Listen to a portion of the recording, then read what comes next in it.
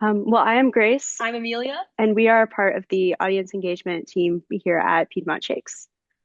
We'd love for you to introduce yourself.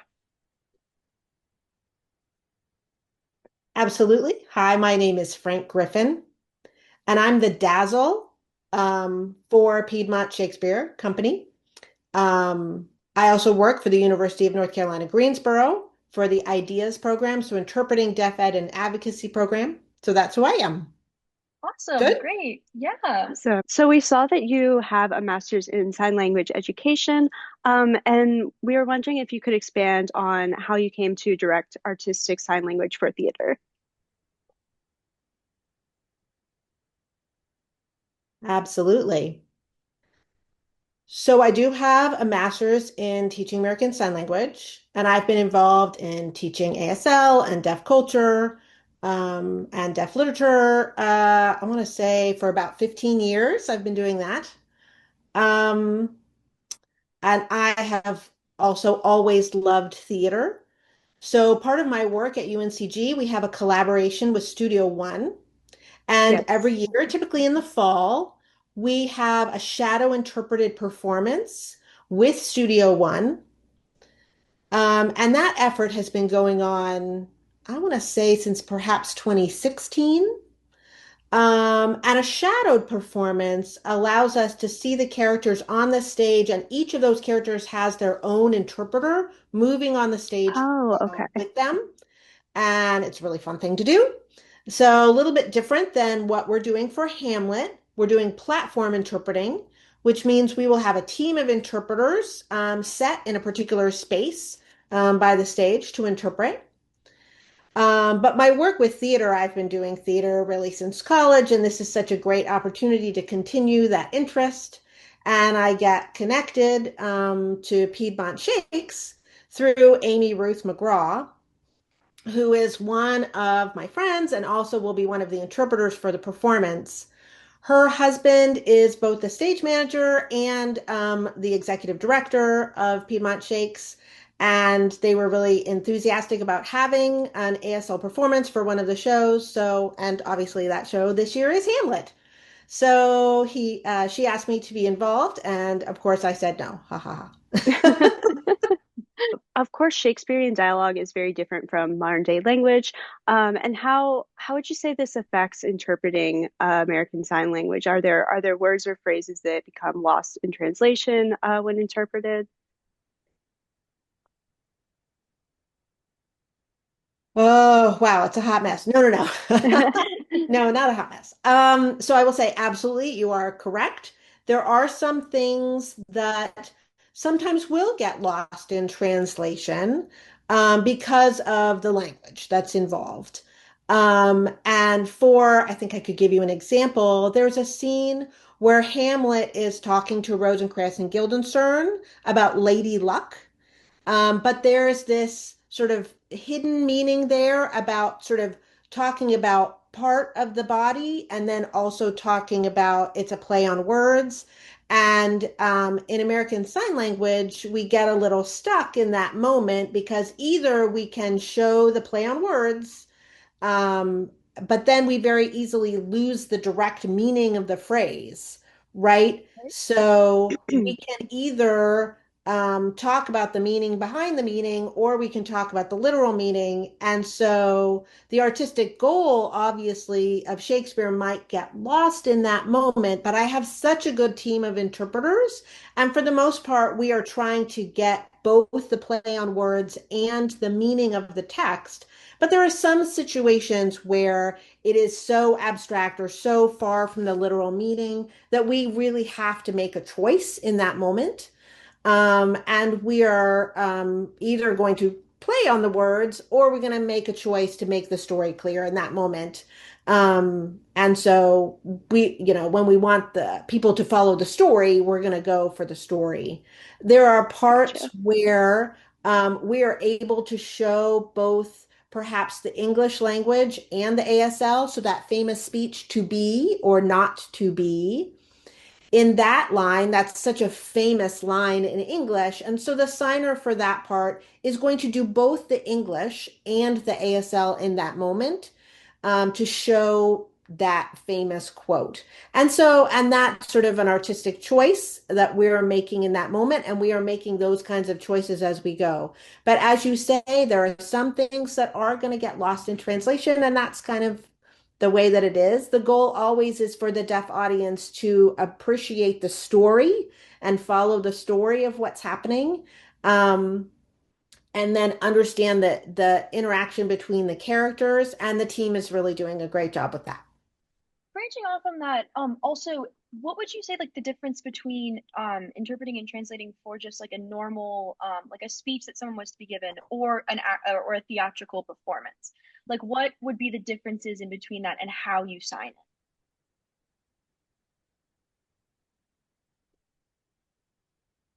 Hmm. Well, I would say the ASL, the American Sign Language, maybe wouldn't be so much different, but the style of it might appear Mm, different. Um, I think it's a stylistic choice. Theatrical interpreting, obviously, you also have all this time to prepare in advance, right? If someone is giving a speech and the interpreter is doing it cold, let's say, maybe they get a little bit of information about the content, but they don't have the text beforehand, so they're doing it in the moment, or sort of on the fly. So there's less opportunity for creative expression in that moment, or less opportunities to demonstrate the meaning of the words. But with theatrical interpreting, in an ideal setting, those signers have the script well in advance, and they have an opportunity to watch the show in advance, so they get a sense of every character and how the actors are particularly portraying each of those characters. They know the speed of the text, the prosody of the text, how their voices are being used, and that will inform the sign choices that the interpreters are making and the translation choices they're making with the text. So theatrical interpreting is much more structured than perhaps regular interpreting. I would say, again, typically, ideally, we have all of this advanced time to prepare. Did that answer your question? Oh yeah, yes. absolutely. How do you ensure that the process of interpreting sign language for theater stays within the artistic vision of the director? With platform interpreting, my understanding is you're playing all the parts in a sense. So I was just curious how that process would differ from that of an actor. That is a great question. So American Sign Language is a cinematic language. So a lot of the skills that we see in the theater are naturally incorporated into American Sign Language, into the language. So when we see interpreters interpret for theater, they are acting themselves, obviously not on the same level as what is happening on the stage. We never want to distract from what is happening on the stage, but they have to use facial expressions that match the affect of what we're hearing. And so you see interpreters try and copy the characteristics, the characters that are happening on stage. Now, in terms of how do we make that vision fit, it will depend on the production. So with a show like Hamlet, um, it's there are a lot of different ways one could interpret that play, a lot of choices that might be made, a lot of interpretations made on how costumes will look for Hamlet or how scenes get set up. For sure. You know, Hamlet is such a well-known show that each show, of course, is going to vary from another. And so there's a point where it's going to be recognizable. So in terms of its familiarity, the interpreters can make decisions in terms of sign choices that are easier to align with the director's vision. Now, if as we go along, we sort of find out there's some moment that maybe is unclear to the interpreters or that we might need to ask some questions, then we will do that. For example, again, the scene, there's dialogue between Hamlet and the gravedigger. We were very curious about the position of the gravedigger. Would he be standing in the grave or not? We would need to get to rehearsal and find out what is that going to look like in that moment. And the reason that it's important is it impacts actually how we use language in space. So if the grave digger is actually standing in a grave in that scene, or whether he's standing next to the grave, that's going to impact how we sign the lines that he's speaking. So with questions like that, then normally, yes, we would meet with the stage manager or the director and have some questions about, hey, what does that look like? How can we envision the scene? Another example would be when Ophelia dies. During rehearsal, it maybe wasn't clear, but later I learned that in this particular show, the actress, the character, is going to be wearing black. And then when she passes away, her costume will become white, and to show that she's gone from life to death. And so, in the rehearsal, we didn't know that, but the director has let us know that Ophelia's dress is going to be laying on the bier, her black dress. And so that's how we know that that's her grave. So we're going to see Ophelia standing on stage in white, but her black dress will be laying on the stage. And so things like that, the nuances of that kind of vision, that's the kind of thing that we do have to ask about, and that might make some change in our interpretation, and that our interpretation may need to reflect those kinds of nuances. For sure. And, the less you know about a show, I would say when there's opportunities for more creative expression, often that means the Dazzle is working very closely with the director to say, what is your vision here? Can I get more information about that? And then there's that happens obviously much more often in a shadowed performance. You have to have that kind of connection. Right. In a platform production, there's a little bit more separation between the actors and the interpreters. Of course, the interpreters want to demonstrate the characterizations that are happening on stage and the dialogue that's happening on stage. But obviously, with a shadowed production, there's more opportunity for interaction with the interpreters, for example. Um, and one thing that also does tend to happen is the sign master, the dazzle, will work closely with the interpreters to make sure that the signers are reflecting the vision of the director. So these people all need to work in concert with one another. Wow, that's a long answer to a short question. No, that's all right. It was a long question. How have you found that people who are not of the deaf community respond to ASL performances? Like, for instance, is attendance usually higher or lower with a performance with ASL interpreters?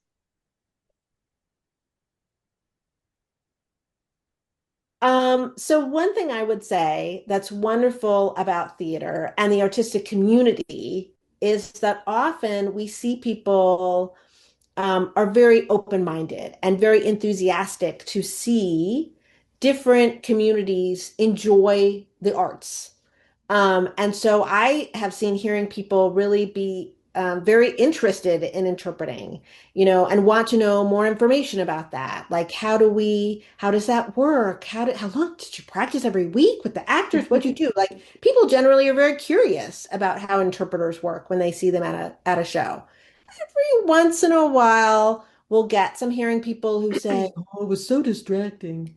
Um, but again, thankfully, the people who are interested in theater generally tend to be very open-minded and very interested to see other communities engaged in theater. So often we get very positive and encouraging response from people who are at performances and see deaf people in the audience enjoying the show. Everyone seems happy with that. So generally, that's very positive. Amazing. That's great to hear. Um, Throughout the process of working on this particular part production of Hamlet, has there been something that you found to be your favorite aspect in it? Like whether it be like one of the translations you thought was really interesting, or just a point in the process that you found really exciting and engaging?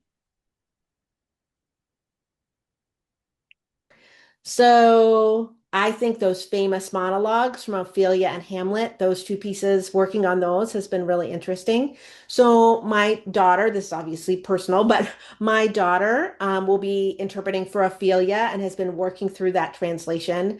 And so, and she doesn't know this, but the actor for Ophelia is actually very, very tall. And my daughter is not tall. She's 5 feet tall. So, and the actor for Ophelia is like, I feel like she's 6 feet tall. So I think it's interesting to think about how signers try to reflect what's happening on stage, not just the prosody, but some of the physical movements as well, the physical characteristics of the hearing actors. And so Natalie is not incredibly sure about how to do that. Like again, Natophilia, very long arms, the way that she moves physically. Um, there is one part I had the opportunity to watch last Saturday and really so arresting on stage um, because the way that she moves her body, it's so interesting to see then how Natalie will translate that and express that in a way that is equivalent in American Sign Language to what the actor is doing on stage. So I would say, again, these famous, well-known pieces. And then, of course, Shakespeare's language itself sometimes can be difficult to understand. And so, those monologues, when you hear them over and over again, you might know the words, but then to understand what the meaning of them are, and then get the For sure. opportunity to see them on stage, right? That's so exciting to be able to see it. Also, that the last fight scene. Uh, I've seen the show many times, and to watch it in rehearsal last Saturday, just the rehearsal, was so amazing. I was sort of welling up watching Hamlet die at such a simple moment and yet such an arresting moment. And so to think about how those interpreters are going to work together to make that expression come to be. I would just love to know what is your favorite Shakespeare? Like, clearly you've seen Hamlet a lot, but I would just love to know like what's one that you would love to like work on or just see again.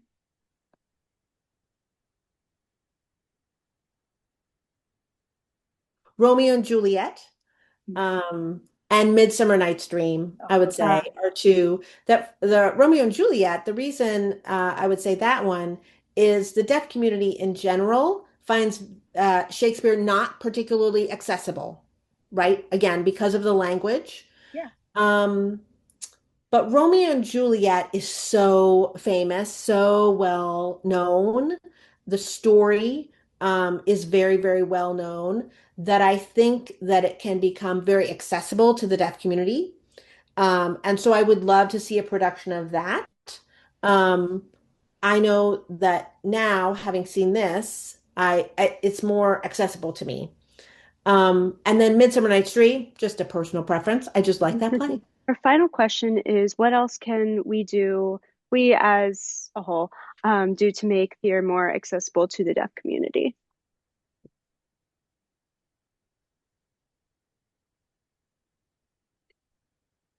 So I would say there are three things that can be done. I would love to see more shadowed production. For me, that is my favorite form of theater to see shadow interpreted performance. But let me back up a minute because I really will come up with a fourth.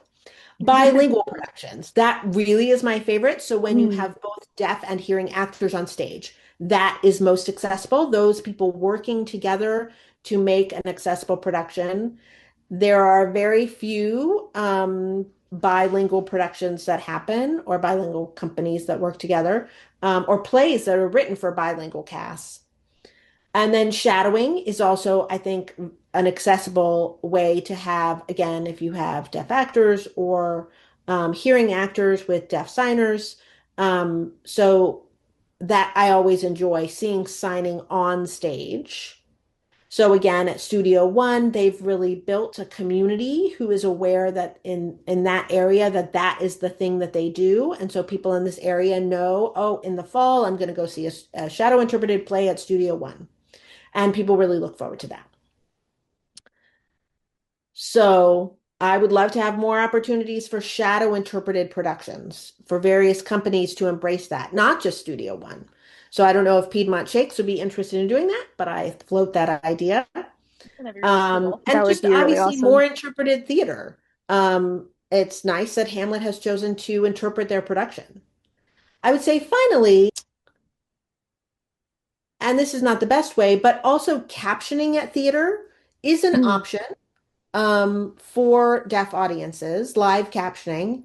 So an interpreted performance, right, for this is only going to be available on June 25th. So what if I was out of town that day and right. I missed that performance, right?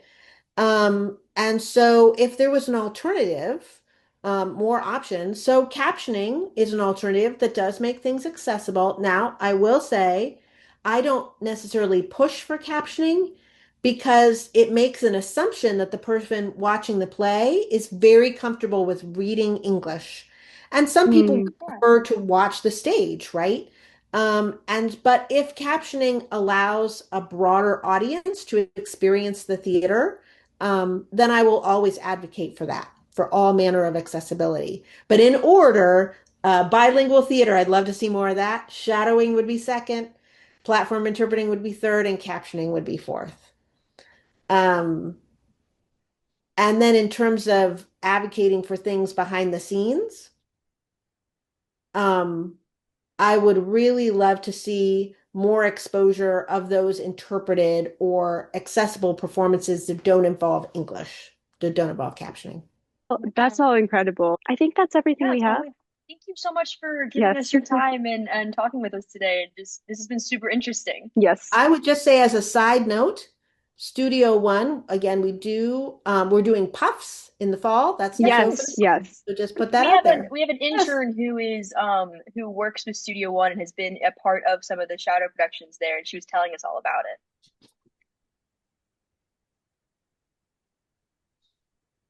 Awesome. Awesome. Awesome. Great.